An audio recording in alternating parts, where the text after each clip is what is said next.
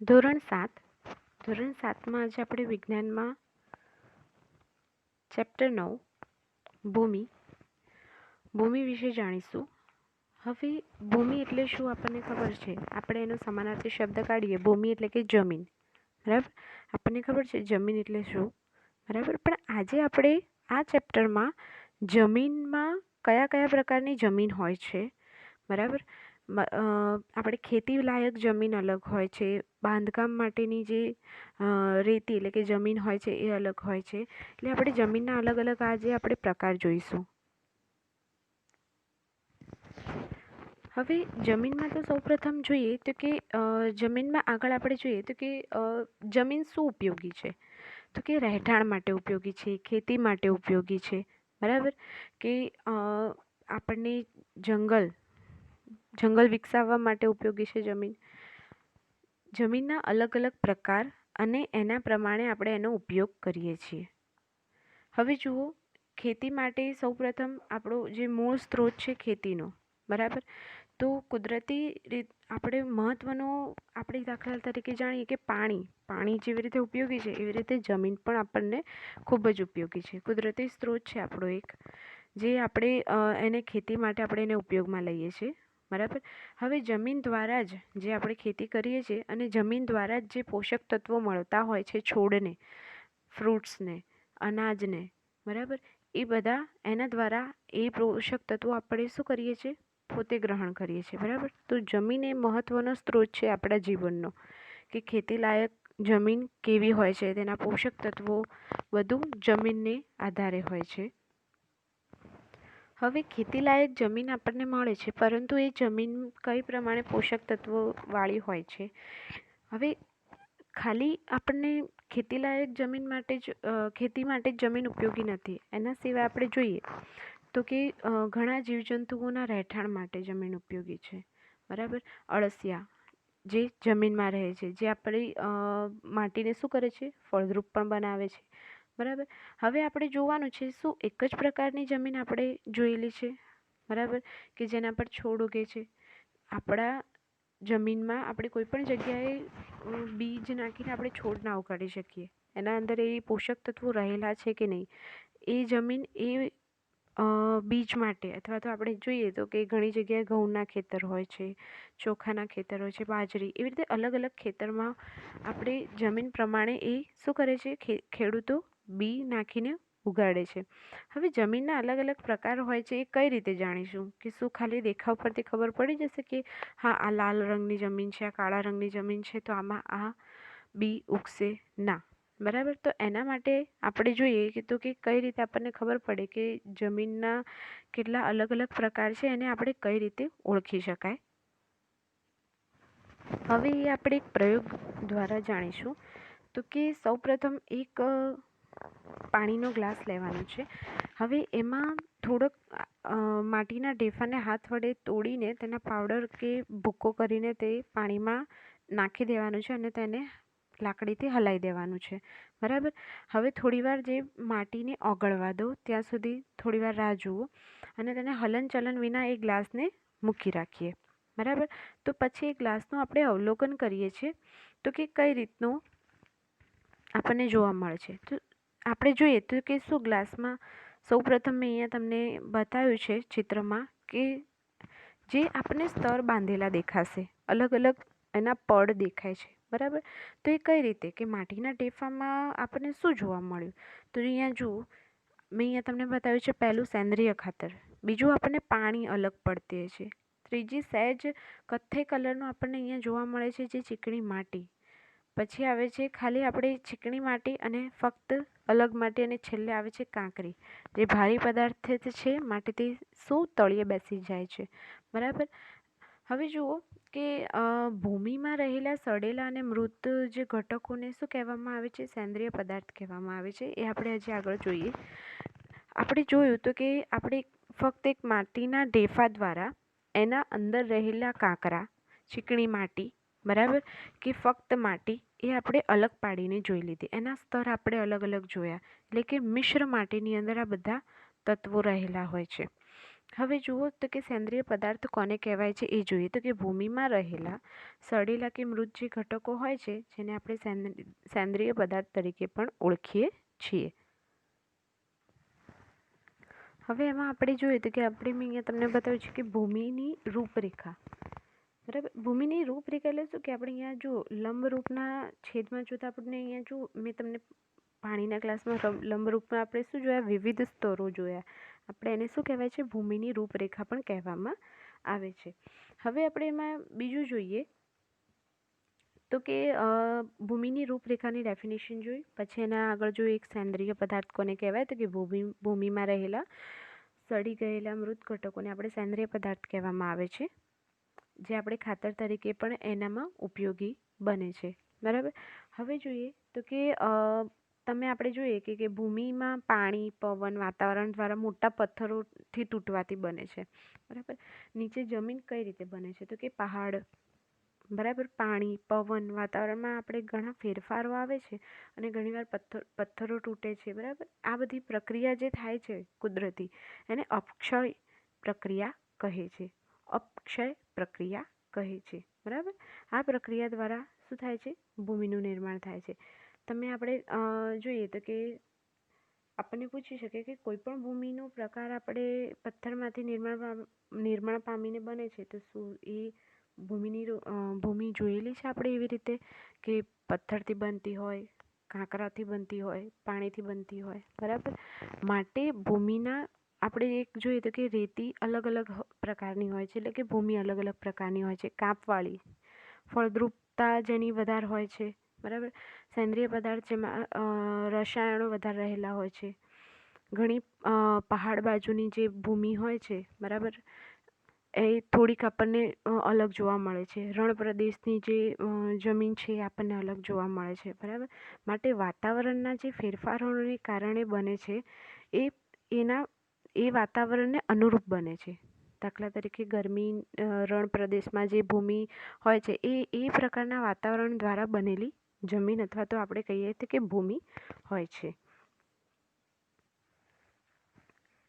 હવે જેવી રીતે આપણે પાણીના ગ્લાસમાં જે અલગ અલગ સ્તર જોવા મળ્યા, બરાબર, એક માટીના ઢેફાને આપણે પાણીના ગ્લાસમાં આપણે પ્રયોગ કર્યો તો એના દ્વારા આપણને અલગ અલગ સ્તર જોવા મળ્યા. એવી રીતે આપણે જો કોઈ પણ પાયો ખોદાતો હોય આપણા મકાનનો અથવા તો કોઈ પણ જમીન ખોદાય તો એના અલગ અલગ એક પડ જોવા મળે છે, જમીનના સ્તર જોવા મળે છે. બરાબર, ભૂમિના માટે આપણે ભૂમિના આપણે અહીંયા અલગ અલગ એક સ્તર જોવા મળે છે, એને આપણે અહીંયા નામ આપીશું આગળ.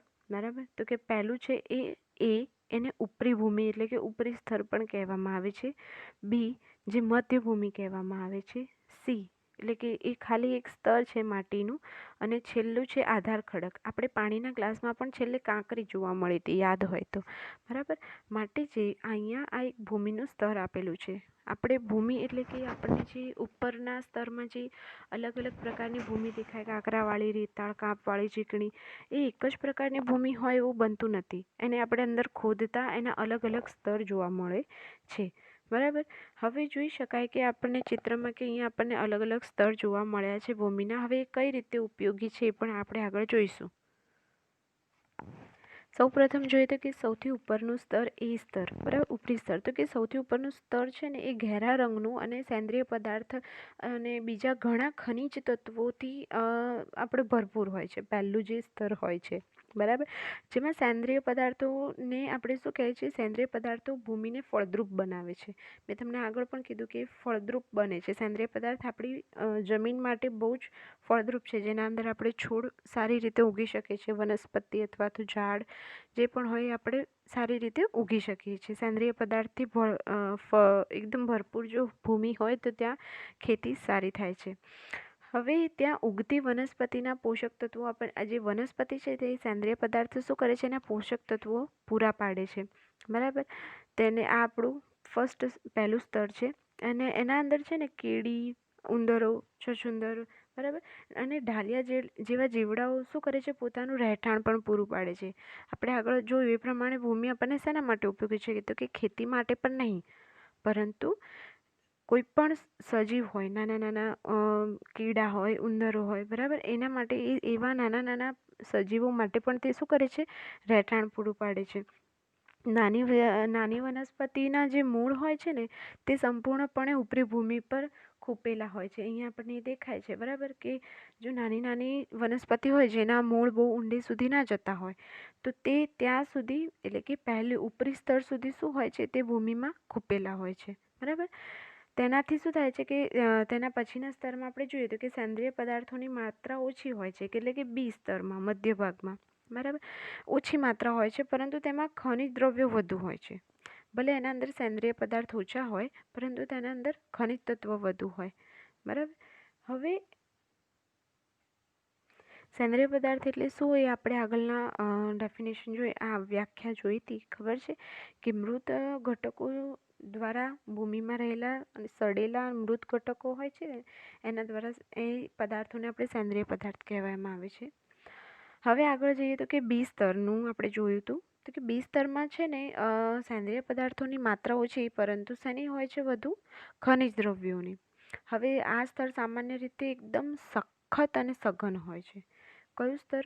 બી સ્તર બરાબર જેને આપણે શું કહેવાય છે મધ્ય સ્તર પણ કહેવાય છે જે આપણે અહીંયા આકૃતિમાં જોઈ શકાય બરાબર. હવે આપણે જોઈએ સી સ્તર. હવે સી સ્તરમાં શું છે તો કે ત્યાં છે ને ફાટા અને તિરાડો ધરાવતા નાના ટુકડાઓનું બનેલું છે. સી સ્તર કેવું હોય છે કે નાના ટુકડા અને ફાટાઓનું બનેલું એટલે કે તિરાડો બનેલી હોય છે જે આ બે સ્તરની જેમ એકદમ એકબીજા સાથે જોડેલી માટી હોય એકદમ ચુસ્ત રીતે એવી નથી હોતી બરાબર. સી સ્તરમાં થોડીક તિરાડો અને નાના ખડકોના ટુકડા પણ જોવા મળે છે. તેની એકદમ નીચેનું સ્તર જોઈએ તો કે આધાર ખડક બરાબર. તેના આ નીચેના સ્તરને શું કહે છે આધાર ખડક હોય છે જે ખૂબ જ સખત અને તે કોદાળી વડે ખોદવું પડે છે. નોર્મલ આપણે સખત સ્તર છેલ્લે આવે છે અને જેમાં આપણે શેના વડે ખોદવું પડે છે કોદાળી વડે ખોદવું પણ ઘણીવાર અઘરું બની જાય છે માટે તે આધાર ખડક પણ એને આપણે કહીએ છીએ બરાબર. આમ આપણે ટોટલ આના આપણે કેટલા ઘટક જોયા 4 ઘટક જોયા 4 સ્તર જોયા જેના અલગ પદાર્થ કયા રહેલા હોય છે બરાબર એ પ્રમાણે જોયું. હવે આગળ એમાં આપણે જોઈએ તો કે આપણને જો ભૂમિના સ્તર દેખવા મળે છે તેની રચના તેની રંગ ઊંડાઈ અને તેના રાસાયણિક બાંધકામથી આપણને અલગ જોવા મળે છે. તેના રંગ તેની ઊંડાઈ અને તેને આપણે જે એના અંદર આપણે જોઈ શકાય કે શું ભૂમિમાં દેખવાથી જ પણ એને ઊંડાઈથી ખોદીએ તો એના આપણે અલગ સ્તર જોઈ શકાય છે બરાબર. હવે આજે આપણે આગળ એમાં જોઈએ તો કે ભૂમિના પ્રકાર કેટલા છે. ભૂમિના આપણે સ્તર જોયા પણ હવે એ ભૂમિમાં કેટલા પ્રકાર પડે છે જોઈશું. હવે એમાં જોઈએ તો કે ભૂમિ કઈ રીતે બને છે આપણે જોયું કે અક્ષય અને નાના ઘટકો દ્વારા આપણે વિવિધ પદાર્થોનું નિર્માણ કરે છે. અક્ષય એટલે જોયું તો કે ભૂમિ અક્ષય એટલે શું તો કે ભૂમિ એ પાણી અને આપણે પવન અને આબોહવા જેવા પરિબળો દ્વારા મોટા જે ખડકો હોય છે ને તેના તૂટવાથી બને છે. તો આ બધી જે પ્રક્રિયા છે ને અક્ષય કહે છે બરાબર.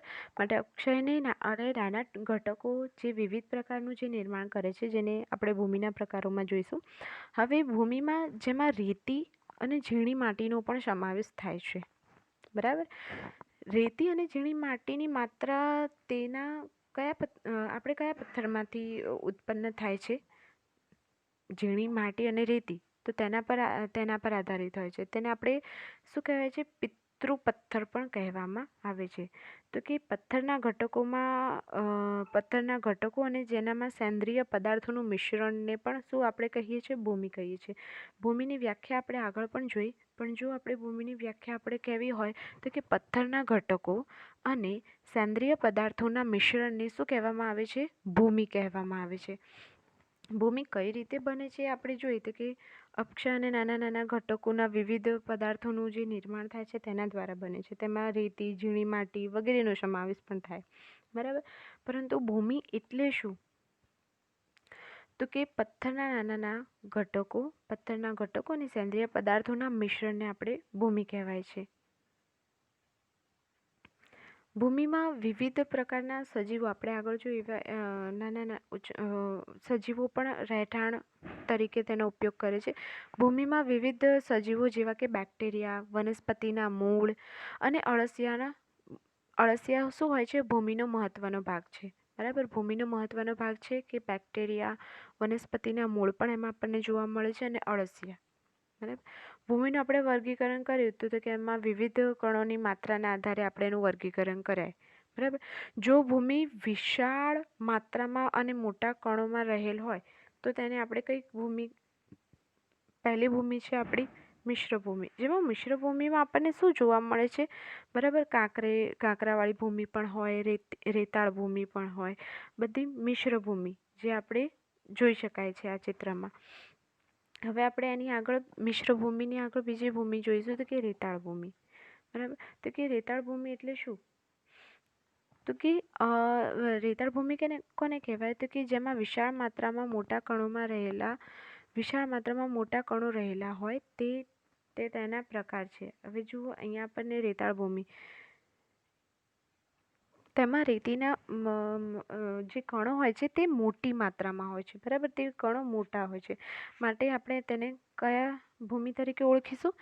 રેતાળ ભૂમિ તરીકે ઓળખીશું. હવે આગળ જોઈએ તો કે રેતાળ ભૂમિ સિવાય બીજી કઈ ભૂમિ છે? તો કે ચીકણી ભૂમિ. બરાબર. જે અહીંયા આપણે જોઈ શકાય છે ચીકણી ભૂમિ. હા, તો હવે ચીકણી ભૂમિમાં શું હોય છે? તો કે ઝીણા કણોનું પ્રમાણ વધારે હોય. જેવી રીતે રેતાળ ભૂમિમાં મોટા કણોનું પ્રમાણ જો વધારે હોય તો તે ભૂમિને રેતાળ ભૂમિ કહીએ છીએ. એવી રીતે ચીકણી ભૂમિમાં નાના કણ, બરાબર, ઝીણા કણોનું પ્રમાણ જો વધારે હોય તો તેને આપણે કઈ ભૂમિ કહેવામાં આવે છે? ચીકણી ભૂમિ કહેવામાં આવે છે. બરાબર. હવે આગળ હજી એક પ્રકાર જોઈશું ભૂમિનો તો કે ગોરાડુ ભૂમિ. હવે ગોરાડુ ભૂમિ એટલે શું? તો કે જો ભૂમિમાં મોટા તેમજ ઝીણા કણો એક સાથે રહેલા હોય તો તેને કઈ ભૂમિ કહેવામાં આવે છે? ગોરાડુ ભૂમિ કહેવામાં આવે છે. જે ભૂમિમાં મોટા તેમજ ઝીણા કણો એક સાથે રહેલા હોય તો તેને કઈ ભૂમિ કહેવામાં આવે છે? ગોરાડુ ભૂમિ કહેવામાં આવે છે. આમ ભૂમિમાં આપણે રેતાળ અને ચીકણી અથવા તો કે ગોરાડુ, જેને આપણે છિદ્રાળુ પણ કહેવામાં આવે છે, આ ભૂમિના પ્રકાર છે. બરાબર. હવે જુઓ ભૂમિના પ્રકાર આપણે કયા કયા છે ફરીથી એકવાર જોઈએ તો કે રેતાળ ભૂમિ, ચીકણી ભૂમિ અને ગોરાડુ ભૂમિ. બરાબર. આ ભૂમિના પ્રકાર છે. હવે એના સિવાય આપણે જોઈએ તો કે ભૂમિમાં આપણે અલગ અલગ પ્રકાર તો જોઈ લીધા. એની વ્યાખ્યા પ્રમાણે જોઈ લીધું કે મોટા કણ, નાના કણ. બરાબર. અને મોટા અને નાના કણ બંને હોય તો તે ગોરાડુ ભૂમિ કહેવાય. હવે એમાં આપણે આગળ જોઈએ તો કે ભૂમિમાં જે કણોનું કદ હોય છે તે ભૂમિની ગુણવત્તા પર બહુ જ અસર કરે છે. મેં તમને કીધું કે ઘણી ફળદ્રુપ ભૂમિ હોય તેમાં આપણે વનસ્પતિ ઉગાડીએ તેમાં આપણને સારા એવા ફળ મળી રહે. બરાબર. પણ કોઈ પણ જમીન પર, કોઈ પણ ભૂમિ ઉપર આપણે ફળ અથવા તો વનસ્પતિ ના ઉગાડી શકાય. તેની ફળદ્રુપતા આપણે જોવી પડે. બરાબર. તો કે કઈ રીતે આપણે તેની ગુણવત્તા અસર કરે છે? તો કે રેતીના જે કણો હોય છે તે ખૂબ જ મોટા હોય છે ઘણીવાર. તેથી જે આપણે પહેલાં કઈ જોઈ? રેતાળ ભૂમિ જોઈ. તો સૌપ્રથમ જોઈએ તો કે રેતાળ ભૂમિ કઈ રીતે? તો કે તેમાં જે રેતીના કણ હોય છે ને એ બહુ મોટા પ્રમાણમાં હોય છે માટે આપણે એને રેતાળ ભૂમિ કીધું. તે એકબીજા સાથે ગાઢ રીતે જોડાયેલા ના હોય. બરાબર. તેમના વચ્ચે ખૂબ જ અવકાશ હોય, એટલે કે જગ્યા હોય. તેમની વચ્ચે આપણે જોઈએ તો કે ખૂબ જ જગ્યા જોવા મળે કારણ કે તેમના કદનું પ્રમાણ મોટું હોય અને ગુણવત્તા પણ વધુ એટલે મોટી હોય. બરાબર. અને ખૂબ જ મોટા પ્રમાણમાં હોય એટલે એકબીજાના વચ્ચે તેમને એકબીજા જે હોય જે ગાઢ રીતે, ચુસ્ત રીતે ના જોડાયેલા. જેવી રીતે ચીકણી માટીમાં કેવી રીતે એકદમ બંધ, આપણે મુઠ્ઠી બંધ કરીએ તો તે પ્રકારનું એક ગઠ્ઠો જામી જાય, પરંતુ રેતાળ ભૂમિમાં એવું બને નહીં. માટે તે એકબીજા સાથે ગાઢ રીતે જોડાઈ ના શકે. બરાબર. તેથી તેમની વચ્ચે શું કરે? ખૂબ જ અવકાશ એટલે કે જગ્યા જોવા મળે. માટે આ અવકાશમાં શું ભરાઈ જાય? હવા ભરાઈ જાય. માટે આપણે તેને રેતી કે વાયુ મિશ્રિત હોય છે, એટલે મીન્સ તે ખૂબ જ સરળતાથી રેતીના કણો વચ્ચે કે નીચે આવી શકે. બરાબર. આથી તે રેતાળ ભૂમિ અથવા તો કે હલકી, છિદ્રાળુ અને સૂકી હોય છે. હવે આપણે એમાં જોઈએ તો કે ચીકણી ભૂમિ. તો કે ચીકણી ભૂમિમાં શું હોય છે? તો કે ચીકણી ભૂમિમાં માટીના કણ છે ને તે ખૂબ જ નાના હોય. તેથી શું થાય? એકબીજા સાથે એકદમ જોડાયેલા હોય. આપણે આનાથી એકદમ ઉલટું, નાના કણ હોય એટલે એકબીજા સાથે જોડાયેલા હોય. તેના વચ્ચે જગ્યા ખૂબ જ ઓછી હોય રેતીના કણો વચ્ચે, અને હવા પણ ઓછી હોય. માટે તે શું કરે?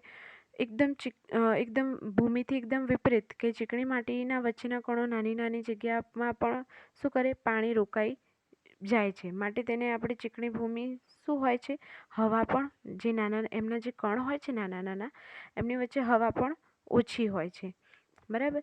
માટે તેમાં પાણી પણ રોકાઈ શકે, જ્યારે રેતાળ ભૂમિમાં પાણી ના રોકાઈ શકે, બરાબર. તે એકબીજા સાથે જોડાઈ ના શકે તેના કણો રેતાળ ભૂમિના, જ્યારે ચીકણી ભૂમિના એકબીજા સાથે રોકાઈ શકે. એટલે કે રેતાળ ભૂમિમાં મોટા મોટા કણો હોવાથી તેમના વચ્ચે હવાનું પ્રમાણ પણ વધુ હોય છે, એટલે કે હવા પણ રોકાઈ શકે અને પાણી જલ્દી તેમાં ટકી શકે નહીં, પાણી જલ્દી નીકળી જાય તે કણો વચ્ચે, તેમાં જગ્યા વધારે હોય, બરાબર. એનાથી ઉલટું આપણે અહીંયા જોયું તો કે ચીકણી ભૂમિમાં ખૂબ નાના નાના કણો હોવાથી એકબીજા સાથે કણ જોઈન્ટ થઈ શકે, તેમાં હવાનું પ્રમાણ ઓછું હોય અને શું કરે તે પાણી તેમાં વધારે રોકાઈ શકે. પરંતુ તેમાં શું હોય છે કે તે પાણી હવે એમાં રોકાઈ શકે તો તે વજનમાં શું હોય, થોડીક ભારે હોય, માટે રેતાળ ભૂમિ કરતાં ચીકણી ભૂમિ વજનમાં ભારે હોય છે, બરાબર. હવે રેતાળ ભૂમિમાં પાણી રોકી શકાતું નથી, માટે તે થોડીક વજનમાં ચીકણી માટી કરતાં હલકી હોય છે. હવે આ બે ભૂમિ સિવાય આપણે એક ત્રીજી ભૂમિ જોઈએ, ગોરાડુ ભૂમિ. તો કે ગોરાડુ ભૂમિમાં શું હોય તો કે વનસ્પતિની વૃદ્ધિ માટે ગોરાડુ ભૂમિ એ સૌથી શ્રેષ્ઠ ભૂમિ છે, બરાબર. હવે ગોરાડુ ભૂમિમાં રેતી માટી અને મોટી માટીના કણ, એટલે કે રેતાળ ભૂમિના મોટા કણ અને ચીકણી માટીના નાના કણ બંનેનો સમાવેશ થાય છે, બરાબર. માટે તેમાં શું હોય છે કે એ ભૂમિમાં રેતી અને માટી અને અન્ય પ્રકારની જે ભૂમિના પ્રકાર હોય ને, જે અન્ય ભૂમિ હોય ને એના પણ કણોની પણ તે બનેલી હોય છે. હવે એમાં છે ને કાપ, જેને આપણે શું કહેવામાં આવે છે, એને કાપ કહેવામાં આવે છે, બરાબર. ગોરાડુ ભૂમિને ભૂમિમાં રેતી, માટી અને અન્ય પ્રકારના ભૂમિના કણોની પણ બનેલી હોય છે, જેને આપણે કાપ કહીએ છીએ. હવે તેના નદીના કાંઠા ઉપર કાપ એકત્ર થાય છે, આપણે જે જોયેલો હોય છે, બરાબર. તો કાપના કણનું જે કદ હોય છે તે રેતી અને માટીના કણના કદ વચ્ચેનું હોય છે, એટલે કે ના તો કે મોટું, કે જે રેતીના કણ જેટલા મોટા હોય છે ને એટલા મોટા પણ નહીં, અથવા તો ચીકણી માટીના જે કદ રેતીના કણ હોય છે એટલા નાના પણ નહીં, એ બંનેના વચ્ચેનું કદ હોય છે, બરાબર. હવે એ શું કરે છે કે તે જે ગોરાળી ભૂમિને પણ શું કરે છે, કઠણ જોવા મળે છે, બરાબર. એટલે આ ભૂમિનું આપણે વનસ્પતિના વૃદ્ધિ માટે જે પાણીની જે ક્ષમતા છે એ વધારે ધરાવે, એટલે કે વનસ્પતિને પાણી મેળવવા માટે ગોરાડુ ભૂમિ વધુ ઉપયોગી છે, કારણ કે તેમાં પાણીનો પ્રમાણ ક્ષમતા, એટલે કે તે પાણી વધારે ધારણ કરી શકે, તેમાં પાણી વધારે રોકાઈ શકે, માટે તે વનસ્પતિને પાણીનું પોષણ પણ વધારે આપી શકે, માટે ગોરાડુ ભૂમિ એ વનસ્પતિ માટે ખૂબ જ ઉપયોગી બને છે, બરાબર. ગોરાડુ ભૂમિ માટલા બનાવવા માટે પણ ઉપયોગી, એના અંદર આપણને માટી મળી રહે છે, તેની પાણીની ધારણ કરવાની ક્ષમતા વધુ હોવાથી તે માટલા બનાવવા માટે પણ ઉપયોગી છે, બરાબર. રેતાળ ભૂમિમાં સૌપ્રથમ આપણે જે રેતાળ ભૂમિ જોઈ છે કે જેમાં મોટા મોટા કણો હોય છે, તેમાં પાણીનું અંતઃસ્રાવણ બહુ ઓછું હોય છે, એટલે કે પાણી બહુ જલ્દી ટકી શકતું નથી, માટે તેના અંદર આપણે વારંવાર પાણી નાખવું પડે છે, માટે તે વનસ્પતિના ઉપયોગ માટે ઉપયોગી નથી, બરાબર. કે ખેતર માટે સૌથી ઉત્તમ જમીન કઈ બને આપણી, તો કે ગોરાડુ ભૂમિ, બરાબર, કાંપવાળી જેને જમીન આપણે કહેવામાં આવે છે. હવે આપણે આમાં આગળ જોઈએ તો કે માટીવાળી, એટલે કે જે ગોરાડુ અને રેતાળ ભૂમિના જે નમૂના આપણે એકઠા કરવાના, બરાબર, એક પ્રવૃત્તિ કરવાની, જેમાં એકાદ પ્રકારની દાખલા તરીકે રેતી લઈએ, તમે સૌથી પ્રથમ રેતાળ ભૂમિ લો, એને આપણે એના અંદર પાણી નાખીને, બરાબર, એક મુઠ્ઠીમાં આપણે ભરીને એને કોઈ પણ કદ બનાવવાનો ટ્રાય કરો, થોડીક વાર માટે એ બનશે, પરંતુ જેવું પાણી એમાંથી એટલે કે પાણી ટકી ના રહે અને જે પાણી સુકાઈ જશે તો એ ફરીથી વિખરાઈ જશે. હવે એવી રીતે જો આપણે ગોરાડુ ભૂમિમાં લઈએ તો કે એમાં પાણીના ટીપા વડે થોડાક પાણીના ટીપા વડે એને આપણે કોઈ આકાર બનાવીએ, દડાનો આકાર બનાવીએ, બરાબર, અથવા તો આપણે અહીંયા જોઈએ તો કે લાકડીનો આકાર બનાવીએ, કોઈ પણ આકાર બનાવીએ તો તેમાં પાણીનું પ્રમાણ વધારે પ્રમાણ સુધી તે ટકી રહે, માટે તે શું કરે છે, કોઈ પણ પ્રકારનો આકાર આપે છે. માટે મેં હમણાં આગળ કીધું ને એ પ્રમાણે કે આપણે ગોરાડુ ભૂમિ આપણે માટલા બનાવવા માટે પણ એને ઉપયોગ કરી શકીએ છીએ. બરાબર. ગોરાડુ ભૂમિ કયા પ્રકારની હોય છે? ચીકણી અને રેતાળ ભૂમિ બંનેવના, એટલે કે નાના અને મોટા કણ બંનેવની મિશ્ર અને કાંપવાળી પણ, મેં તમને કીધું એ પ્રમાણે કાંપવાળી પણ હોય છે. હવે આપણે આ ભાગમાં જોયું તો કે ભૂમિના પ્રકાર જોયા, ભૂમિના જે આપણે અલગ અલગ જે સ્તર હતા, બરાબર. આપણને એના એક પ્રયોગ, ગ્લાસના પ્રયોગ વડે પણ જોયું તો કે જમીનના અલગ અલગ સ્તર જોયા, ભૂમિના પ્રકાર જોયા, 3 પ્રકાર જોયા: રેતાળ, ચીકણી અને ગોરાડુ ભૂમિ, બરાબર. હવે આપણે આગળના સ્ટેપમાં હજી પણ ભૂમિના અલગ અલગ પ્રકાર અને એના અલગ અલગ મહત્ત્વ, તો કે જંગલ વિસ્તારમાં, બાંધકામના વિસ્તારમાં, ખેતર વિસ્તારમાં, હજી પણ ભૂમિ વિશે હજી આગળ આપણે બીજા ભાગમાં જોઈશું.